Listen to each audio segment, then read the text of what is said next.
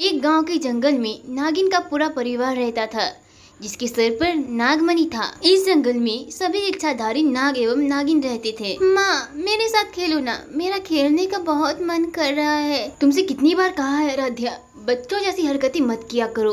तुम पर ये सब बिल्कुल भी शोभा नहीं देता। आइंदा से मुझे परेशान मत करना, पागल के। अब इस जंगल में नाग और नागिन को डर लगने लगा था, क्योंकि यहाँ भी हर रोज अब सपेरा आने लगा था और क्या पता कब आ जाए। सपेरे ने हर रोज बीन बजा बजा कर इन लोगों को परेशान कर दिया था। एक कंटेंट अब कॉपीराइट। नाग नागिन भी सोचने लगे कि हर रोज किस्मत अच्छी नहीं हो सकती कि रोज रोज ये सपेरे से बच जाएं। इसीलिए उन्होंने एक तरकीब सोची। उन लोगों ने उस जंगल को छोड़ दिया।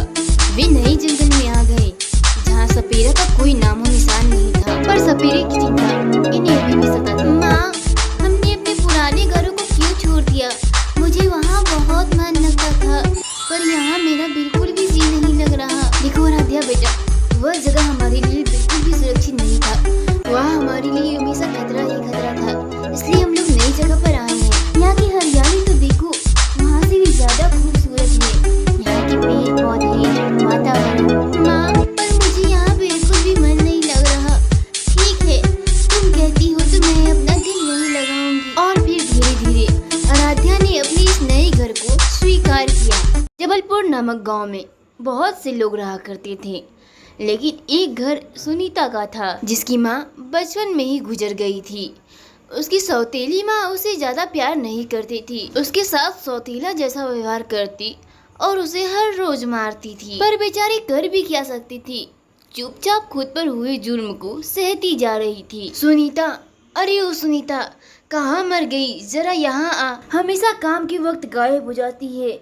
जरूर अनन्या के कमरे में कुछ कर रही होगी। अरे वाह, यहाँ खेलने में कितना मजा आ रहा है। मेरी माँ तो मुझे यहाँ कभी आने ही नहीं देती। अच्छा हुआ अनन्या भी अभी यहाँ पर नहीं है। अरे यार, माँ तो बुलाने लगी, अब उसे क्या जवाब दूंगी।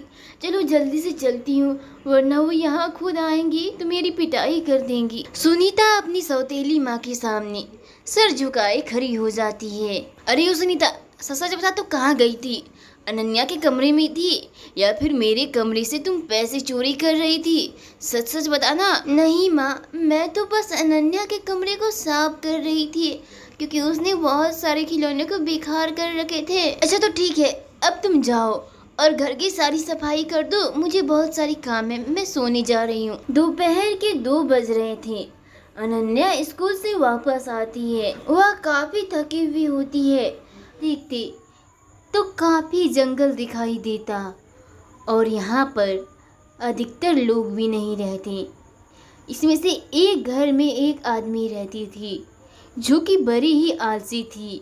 दोनों बहनें काम नहीं करना चाहती थी। छोटी बहन बड़ी को काम बताती तो बड़ी बहन छोटी को। कल सुबह होते ही मैं घर से निकल जाऊंगी, फिर देखती हूँ रिंकी कैसे काम नहीं करती।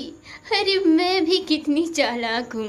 ऐसा कहकर नैना फिर नए नए बहाने खोजने लगती है, क्योंकि वह काम नहीं करना चाहती थी और नैना बस सवेरे होने का इंतजार कर रही थी। और जब सवेरा हुआ तो रिंकी भी काम करने के आजकल से नहीं उठ रही थी, क्योंकि वो भी अपनी बहन से कम नहीं थी। अरे ओ महारानी, चल अब उठ जा, मैं काम से बाहर जा रही हूँ, तब तक तुम घर की सफाई करके रखना। नैना ऐसा कहकर उसके पास खड़ी रहती है, पर उधर से कोई जवाब नहीं आता और इस पर नैना उसके जवाब का इंतजार करने लगती है। लगता है महारानी नहीं उठेंगी।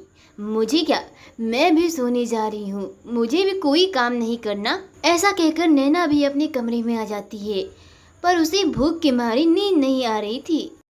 अरे मुझे तो जोरों की भूख लग रही है, पर मैं भी आज खाना बनाने वाली नहीं हूँ। हर रोज वो बस मेरी बनाई हुए खाना को खाती है, आज मैं भी नहीं बनाऊंगी। नैना के जाते ही रिंकी भी उठकर बैठ जाती है।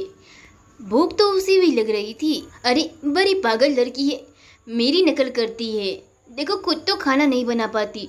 मैं सोई थी और महारानी मुझे ऑर्डर देकर गई। मैं तो नहीं बनाने वाली। चलो दोनों भूखे ही रह जाते हैं। एक दूसरे की नकल करने के चक्कर में दोनों ही बहनें भूखी रह जाती हैं। इस कहानी से हमें यह शिक्षा मिलती है कि हमें दूसरों की नकल कभी भी नहीं करनी चाहिए। अपना काम खुद करें।